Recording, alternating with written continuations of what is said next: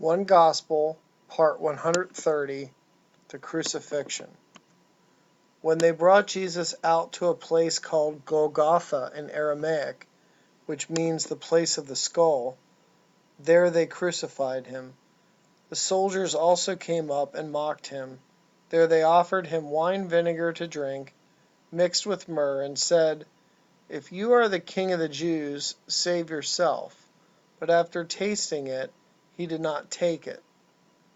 And when they had crucified him, they took his clothes and divided up his clothes into 4 shares by casting lots, one for each of them, with the undergarment remaining. This garment was seamless, woven in one piece from top to bottom.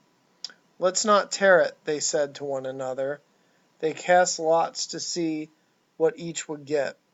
"Let's decide by lot who will get it." This happened that the scripture might be fulfilled, which said, "They divided my garments among them and cast lots for my clothing."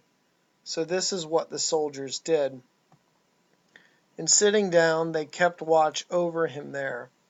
It was the 3rd hour when they crucified him.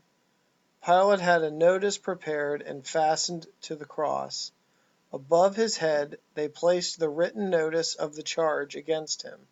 It read, "This is Jesus of Nazareth, the King of the Jews." Many of the Jews read this sign, for the place where Jesus was crucified was near the city, and the sign was written in Aramaic, Latin, and Greek. The chief priests of the Jews protested to Pilate, "Do not write the King of the Jews, but that this man claimed to be King of the Jews." Pilate answered, "What I have written, I have written." They crucified 2 robbers along with him, one on his right and one on his left, and Jesus in the middle. And the scripture was fulfilled, which said, "And he was numbered with the transgressors." Jesus said, "Father, forgive them, for they do not know what they are doing." Those who passed by hurled insults at him, shaking their heads and saying, "So, you who are going to destroy the temple and build it in 3 days, come down from the cross and save yourself if you are the Son of God." The people stood watching, and the rulers even sneered at him. In the same way, the chief priests, the teachers of the law, and the elders mocked him among themselves.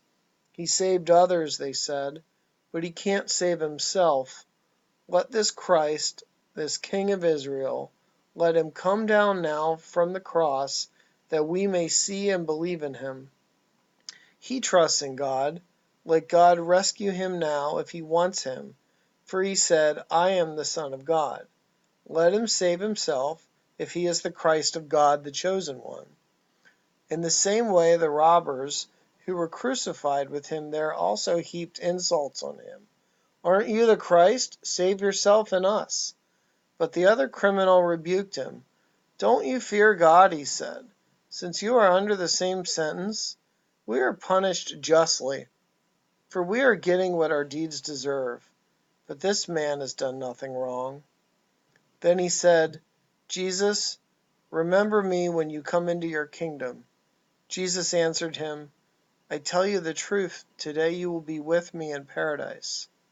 At about the 6th hour darkness came over the whole land until the 9th hour, for the sun stopped shining.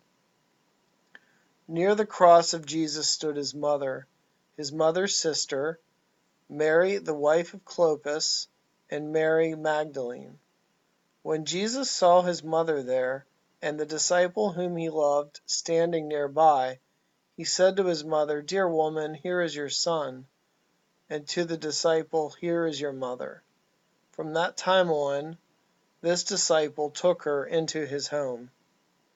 And at about the 9th hour, Jesus cried out in a loud voice, "Eloi, Eloi, lama sabachthani," which means, my God, why have you forsaken me?"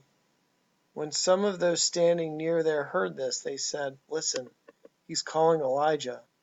Later, knowing that all was now completed, and so that the scripture would be fulfilled, Jesus said, "I'm thirsty." Immediately one man ran and got a sponge. A jar of wine vinegar was there, so they soaked a sponge in it. He filled it with wine vinegar, put it on a stick of the hyssop plant, and offered it to Jesus to drink. He said, "Now leave him alone. Let's see if Elijah comes to take him down." When he had received the drink, Jesus said, "It is finished." And with a loud cry, Jesus called out again in a loud voice, "Father, into your hands I commit my spirit." When he had said this, Jesus bowed his head and breathed his last.